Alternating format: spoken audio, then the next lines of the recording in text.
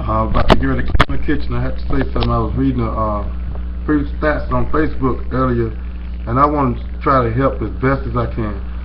The reason why the Israelite community is debating so hard and there's so much division there is because there's a pattern.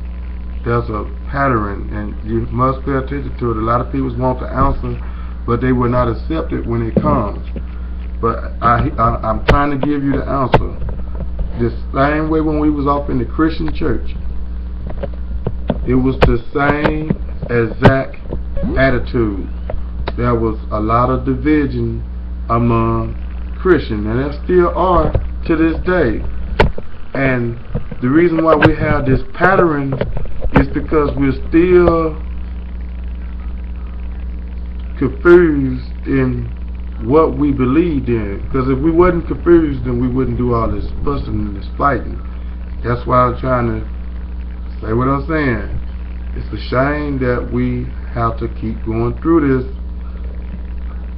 on our own free will, on our own stupidity. We doing this to ourselves. No one is doing this to us but ourselves. And we're following the same pattern, the same pattern, the same pattern.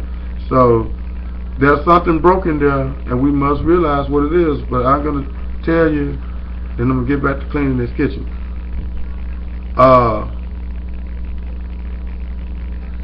No one has power to take your life. As far as you being a slave or whatever job you want to work on, who you choose to marry and stuff, no one has the power to take that from you unless you give that to them. And that is the problem with us today. We have so many powers, but we have given others the power to take that away. We laid our lives down. And that's why we're living in this situation where we're questioning. When you start to question, that's when you need to find the answers and accept the answers when they come. A lot of things is never going to be right. And those things that's never going to be right, you got to cleanse your heart from them. There's a lot of people who are never going to be right. When you realize this, you have to cleanse your heart from them.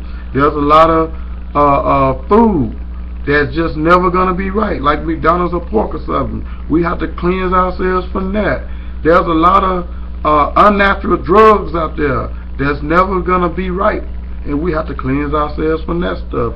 That is the process of inner peace. And when you go to a religion to find peace, and you're not finding peace within that religion, then don't stop. Keep going until you find that peace that you're looking for.